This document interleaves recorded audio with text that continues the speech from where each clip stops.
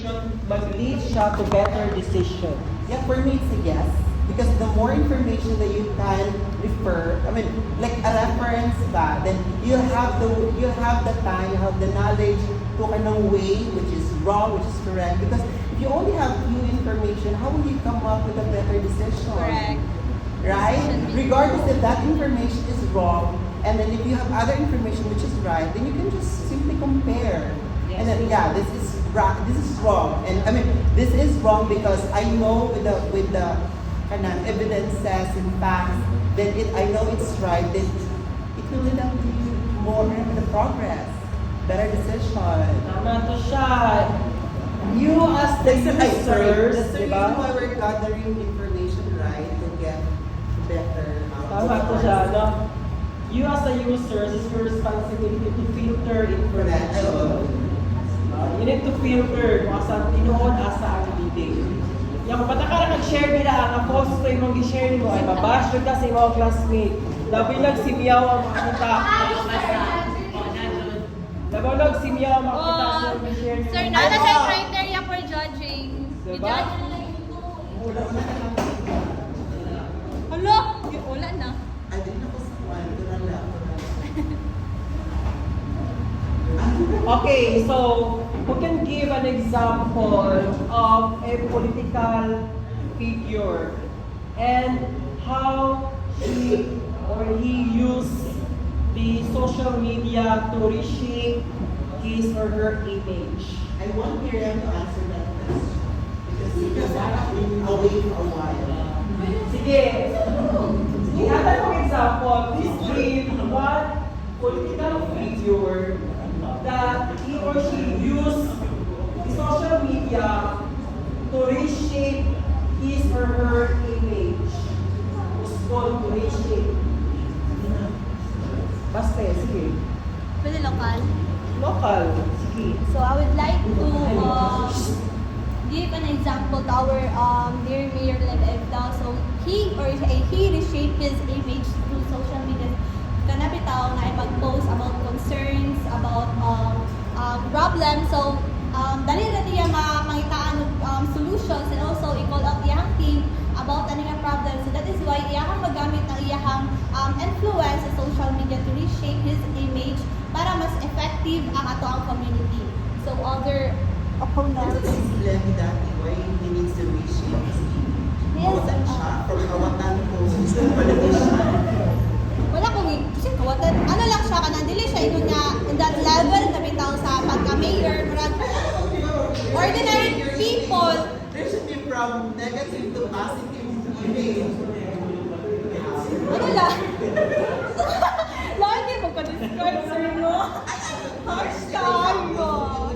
For you to understand. Yes. So, since magsugod magitaas kanang common or kanang inuna ko ganina kanang people lang bitaw nga kanang average lang simple people lang and then atong i-use atong social media para ma-build ang atong image and then kanang nadaghatag itong matabang sa other people. We can help with us reshaping our Yes. image. Yes naman yan. Wow, anak! Why? If you hate,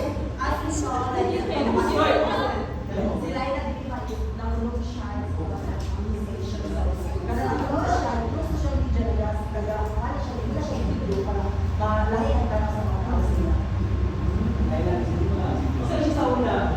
What? Secretary. And asa siya naging yani?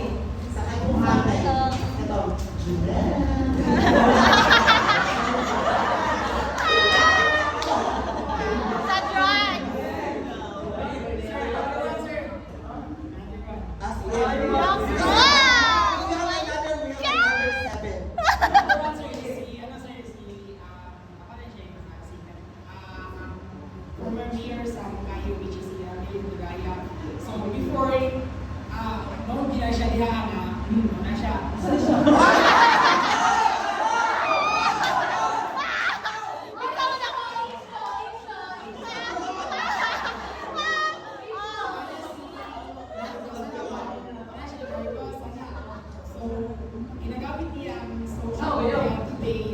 reshape his identity, sir, para sa mga kabunan yun, kaya mga sala. Trans na siya yung identity. Hala ka nila! Basta ka mag-uwi. Basta ka mag-uwi. Wala na record, sir. Wala na record. Wala nag timer, wala.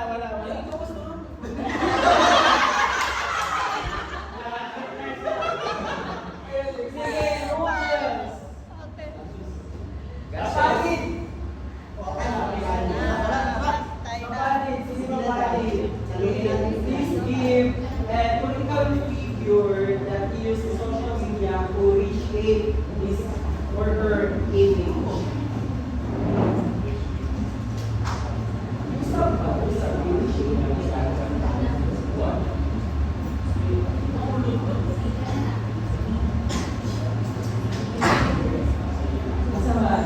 Either from national, local.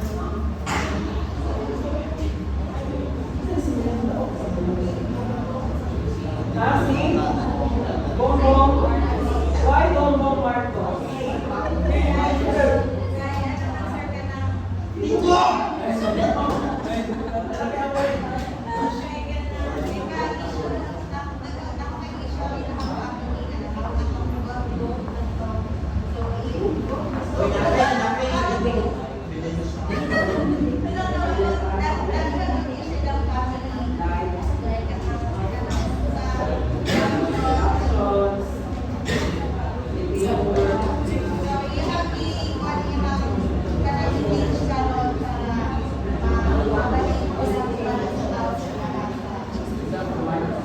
Sige, basta pa may explanations why Bongbong Marcos.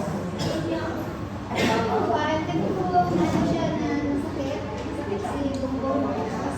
So, nakita ko pag may na nagwala siya na government. Kaya sa job niya, sa job. Parang yung the very siya. Happy siya. So, masakit. Okay, I'm happy. Okay, so one of the best example here, Unayan Papa is our president, current President Bongbong Marcos. No? From, di ba, we all know, kung may mga tao of Marcoses, kung saan ang mag-take musunod sa tao? Martial law, di ba, corruption, dictatorship, and so on. Ikaw lang? So, during the election, especially, he teamed up with isa po sa pinakasikat na politician, Mrs. Sara Duterte, na reshape yung image because of that. No, na reshape. And naman po kayo mga content, he used the social media, no, to twist the narratives of his family before, no, from twisted ang narrative that, di ba nasa social media before, sa YouTube, sa TikTok, and the Facebook, that nindot kang panahon during siyang papa. Ito siya mga na-change na narratives, di ba? Sa atong libro sa books that we read or that explain during sa atong mga teachers before, ang usap ng martial law, mga rape case, mga soldiers na overpower nila, di ba? Mga journalist na ipampatay, no? Naka-missing, di ba? Daghan kayo mga ito siya, i-reshape siya ng narratives, no, sa karon, no, lagi tinatawag nga basit daw mahusap ang history, no? Di ba nato yung mga kwan sa curriculum na tanggalon, ilahin nila ang description sa mga Marcoses. Dili na itong dictatorship, so on, no? Kaya pinapalabas sila nga, tagpain din ang bukas sa ulan. Ano ba? Diba? So, those are just the examples of twisted narratives to reshape, no, i-reshape ang image, no, i-reshape ang image, no, ano siya. Sige. So, now we would like to give a certificate of recognition. Which is the election process. So, everyone has the right to live. So, kung makasala man ka, for example, ikaw nangawat ka, hindi ka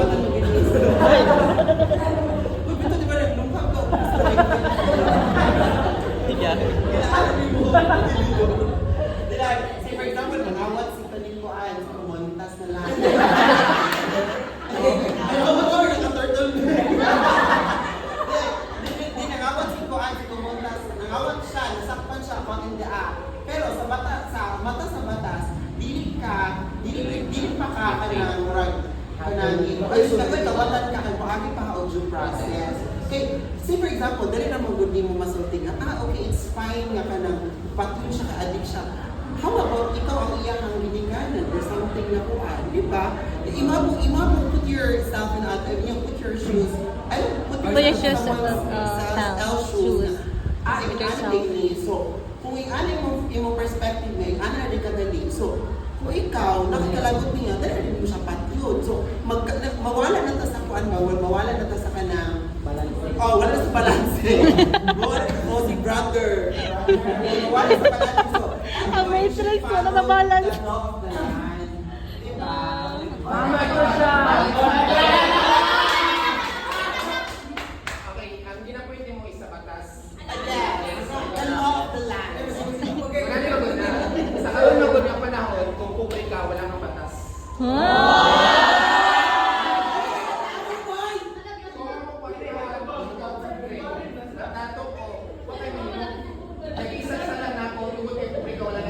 Amen. Yeah, mo na yun. Actually, yes. Naging perspective. Ano yun? Kanang let's accept the fact that this is dirty politics and kanang unfair judicial system. Mo na yun na siya. But, what you're doing, yung imong mentality is, yes, I understand nga, ano naging kadali, kanang, ang batas ay para lang sa mayayaman. Bambula. Oo, batas para lang sa mayayaman. Pero let's accept the fact na there are also some agencies who help those less fortunate na mga less fortunate na mga kanang tao. Like for example, are you aware about PAO? Oh, PAO. So, they are the kanang agency ba na assigned by the government that you can acquire a free legal assistance from the government. Naikuan ma'am, lawyer nga kanang dili bitaw sila ga-accept og money like willingness sa nila nga mo kuan. Pero naging unfair ang justice system mo ginang kanang pangit sa Philippines kay because of our mentality ngayon ana. So murag imo na lang ito. Ay sige, patay na lang ang tao because more manggihapon ang Pobre. unfair makakayo. Pero kung tanan tao kanang we unit as one nga dapat fair ang kuan ang justice system. I mean fair ang ato kanang isa lang level lang tatanan ba dili ko siya. Then you can have the justice. Right? Because the change should start in ourselves.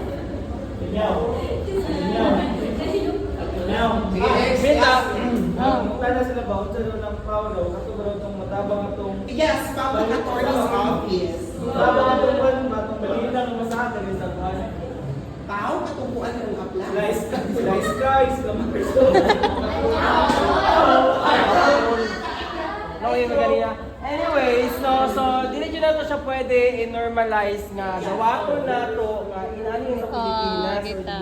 we need to kanang Fight ask for for our- accountability sa mga nahitabo. No? Sige, ikaw kani mga pangutan man mga nagilog-ilog. Yes, sir. Ay, natulog.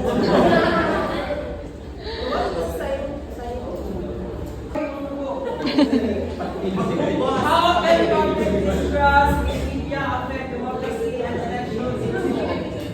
Again, how can public distrust in media affect democracy and election results? Okay, how can public distrust in media affect democracy and elections results?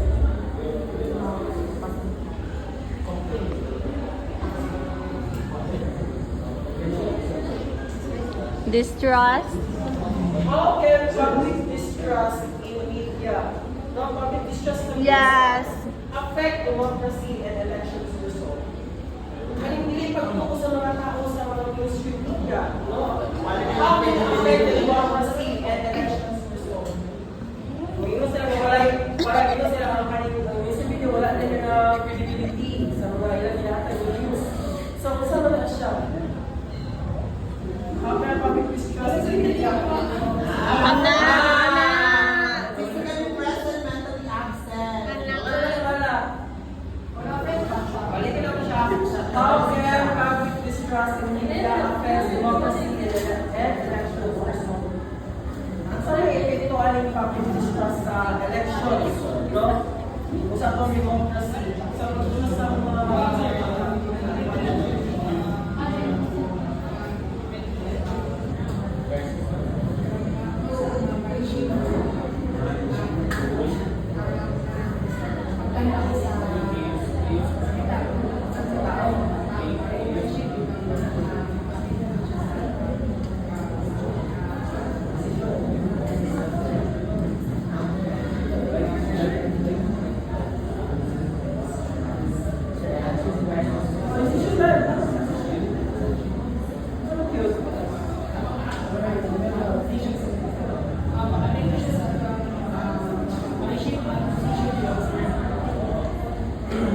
Okay, malak, malak.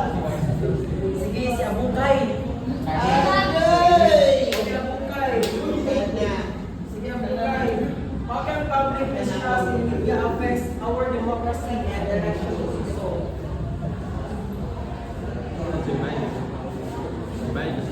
how can public distrust in media affects democracy and elections result? Like for example, nagtanaw ka nagtanaw ka sa mainstream media and dili align ang imong kanang pagtuo sa ginahata sa social media or sa mga mainstream media mo.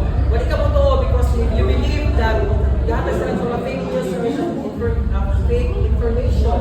How will in the future there are some problems nga may mga possibility nga ma-integrate na to ang AI to solve that. Mga coverage for training. So most of the people ang ginabalita sa TV, Duterte is mamamatay Correct. tao. Ginabalita. Malay mo sulod sa tao po. Because of the killings, mga killings nga nahitabo. So, ginabalik-balik, ginaportray sa mainstream media. 1, 2, 3. Tutor siya.